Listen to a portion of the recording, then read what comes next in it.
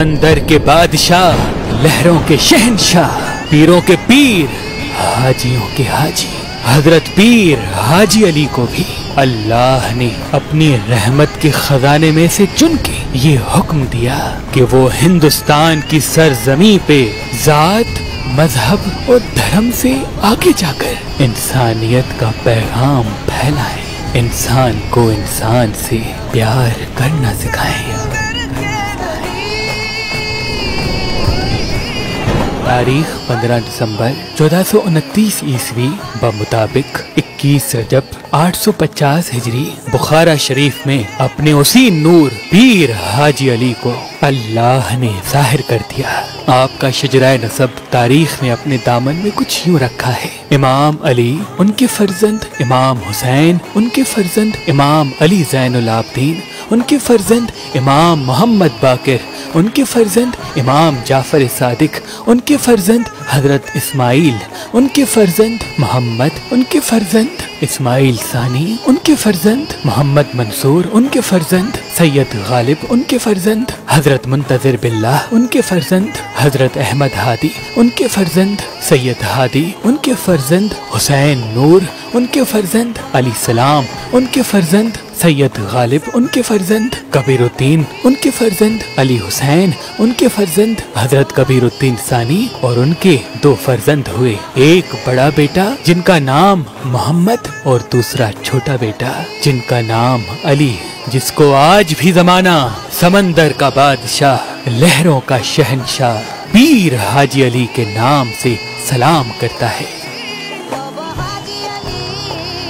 आपके वालिद मोहतरम का नाम कबीरुद्दीन और आपकी वालदा मोहतरमा का नाम बीबी ज़ैनब था। जैसे ही आपकी आमद हुई तो आपकी वालदा ने ये फरमाया कि अल्लाह के रसूल मेरे ख्वाब में आए थे और उन्होंने फरमाया कि अल्लाह ने मेरे बेटों में से किसी एक बेटे को इंसानों के बड़े ग्रोह की इस्लाह के लिए चुना है कि वो मेरा बड़ा बेटा मोहम्मद है या ये मेरा छोटा बेटा अली।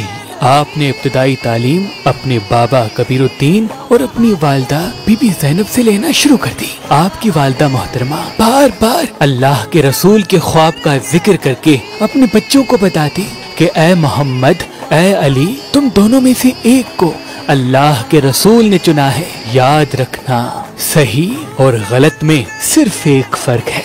जिस चीज में नफरत का पैगाम है वो गलत है, जिस चीज में मोहब्बत का पैगाम है, अमन का पैगाम है, वो सही है। बस यूं आप ज़मानाए बुलूगियत की तरफ बढ़ने लगे। आपकी उम्र मुबारक 22 साल तक पहुंची तो आपके बाबा हजरत कबीरुद्दीन दारुल फनाह से दारुल बका की तरफ कूच कर गए। आपके बाबा की रहलत के बाद आपकी वालदा मोहतरमा बार बार अल्लाह के रसूल के उस ख्वाब को याद करती और अपने बच्चों से ये कहती कि ऐ मेरे शहजादो, मैं ये चाहती हूँ कि अपनी जिंदगी में मैं उस ख्वाब की ताबीर देख लूं जो अल्लाह के रसूल ने मुझे दिखाया था।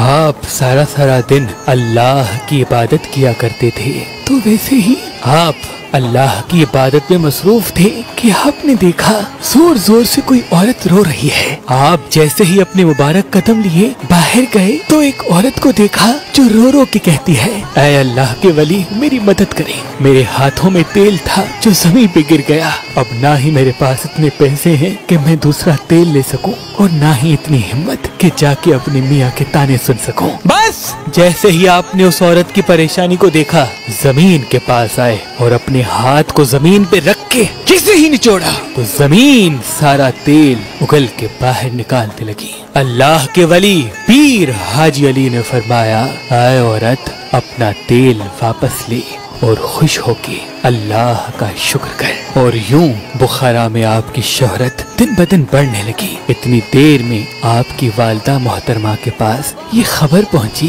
कि हिंदुस्तान की जमीन पे लोग मजहब, धर्म के नाम पे एक दूसरे से नफरत करते हैं। आपकी वालदा मोहतरमा ने सुकून पाया और समझ गई कि अल्लाह के रसूल की उसी ख्वाब की ताबीर पूरी होने वाली है। आपने अपने दोनों शहजादों को कहा कि जाओ हिंदुस्तान की सरजमी पे लोगों की इस्लाह में अपने आप को मसरूफ कर दो। बस दोनों शहजादे हिंदुस्तान की जमीन पे कदम रख के लोगों की इस्लाह करने में मसरूफ हो गए। और हिंदुस्तान के लोग, जैसे कि आप बुखारा से हिजरत करके आए थे, तो बुखारी सैयद कहने लगे।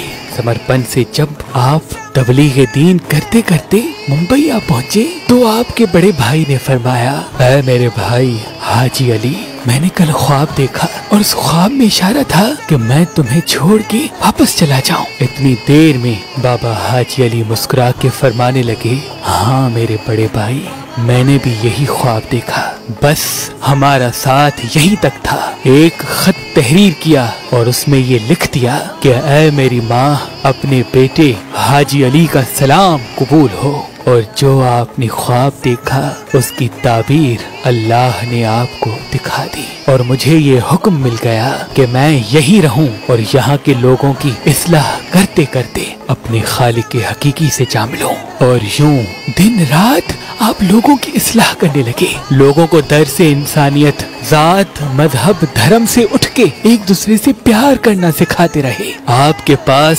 सिर्फ इंसान नहीं बल्कि जिन्नात और दूसरी मखलूकात भी आया करती थी। आपने अपना मस्कत समंदर के साथ कुछ पत्थर रखे होते थे, बाज मर्तबा वहाँ आके अकेले बैठ जाते थे और जिन्नात और समंदर की मछलियाँ आपके कदम मुबारक चूमती रहती थी। आपने अपने वक्त को कुछ इस तरह से रखा था कि कुछ वक्त आप खुशकी पे आके इंसानों की इस्लाह करते थे, तो कुछ वक्त आप उस समंदर में जहाँ आज आपकी मजार मुबारक है वहाँ तन्हा बैठ के समंदर की मखलूकात और जिन्नात को दर्स अखलाक सिखाते थे। बाद मर्तबा जब 2-2, 4-4 दिन गुजर जाते थे तो आपके चाहने वाले, आपके मुरीद बड़ी मुश्किलात से उस समंदर के बीच में जहाँ आपकी मजार है उस वक्त सिर्फ कुछ पत्थर मौजूद होते थे, आके आपकी जियारत करते थे और आपसे फैज लेते थे। और यूं रफ्ता रफ्ता आपका नाम हिंदुस्तान की जमीन पे समंदर का बादशाह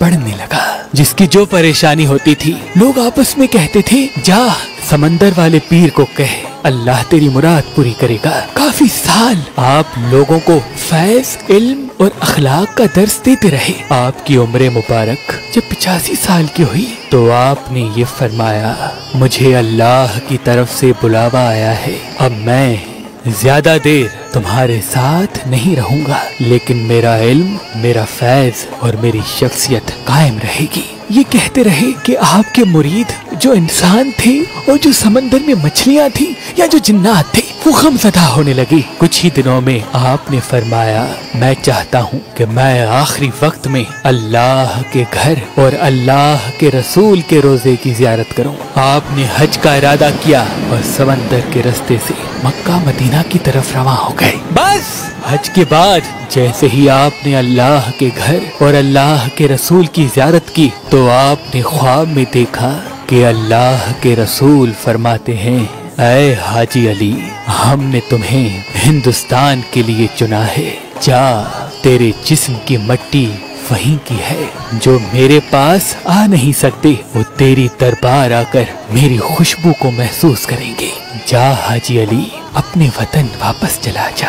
आपकी जैसे ही आंख खुली आपने फौरन सामान सफर बांधा और वापस हिंदुस्तान की तरफ आने लगे। अभी आप मुंबई से काफी दूर थे कि फरिश्ताए मौत आ पहुंचा और कहने लगा, ऐ हाजी अली, अल्लाह का हुक्म है कि मैं आपकी रूह को कब्ज करूं, आपका क्या इरादा है? तो पीर हाजी अली ने नजरों को उठाया और फरिश्ताए मौत को देख के ये फरमाया, तुझे जो हुक्म मिला तू उसको पूरा कर और मुझे जो हुक्म मिला मैं उसको पूरा करूंगा। आपने समंदर को कहा, अल्लाह के महबूब का हुक्म है कि मेरा जिस्म वहीं जाए जहां मेरे मुरीद बसते थे, और जो आपके साथ आपके अकीदतमंद हम सफर थे उनसे वसीयत कर दी कि मेरी रहलत के बाद मेरे जिस्म को पानी में बहा देना। ये समंदर खुद वहाँ लेके जाएगा जहाँ अल्लाह के रसूल का इरादा है। बस आप ये कह के दारुल फना से दारुल बका की तरफ कूच कर गए। आपके अकीदतमंदों ने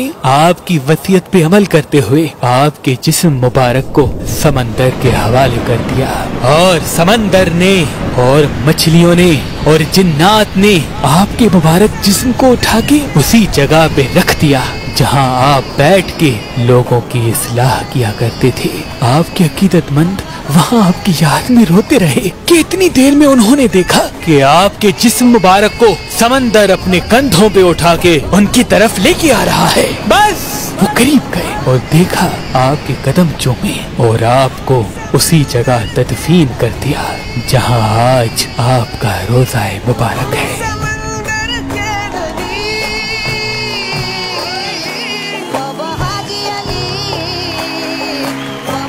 आपके इस मौजज़े को वहाँ के लोग एक दूसरे को बताते रहे, और जो जो आपके मुरीद ना भी थे वो भी आपके दरबार आते रहे। आपकी दरबार और खुशकी तक कोई पक्का रास्ता नहीं होता था। आपके चाहने वाले पत्थर जमा करते, समंदर में डालते और उससे आपकी दरबार तक आ पहुँचते, आपकी ज़ियारत करते और वापस चले जाते। 1944 में मोहम्मद अबी बकर ने आपके अकीदतमंद होने की हैसियत से ये इरादा किया कि आपके मुरीद बड़ी मुश्किल से आपके दरबार में आते हैं, एक पक्का रास्ता कायम किया जाए ताकि आपके चाहने वाले बगैर तकलीफ किए आपके दरबार आ पहुँचे। लेकिन वो बार बार ये सोचता था कि समंदर में पक्का रास्ता बनाए तो वो कुछ ही अय्याम में टूट जाएगा। इस बात को कुछ ही रोज गुजरे कि एक बूढ़ा सा आदमी जनाब अबू बकर, जो उन अय्याम में आपके दरबार की खिदमत किया करता था, उनके पास आया और कहने लगा कि मेरे ख्वाब में मेरे मुर्शिद पीर हाजी अली आए और मुझसे पूछा कि आजकल मेरी दरबार क्यों नहीं आते। मैंने अर्ज किया, ऐ अल्लाह के वली, मैं जवान होता था तो पत्थर जमा करके उन पत्थरों पे आके आपके रोजे की ज़ियारत करता था।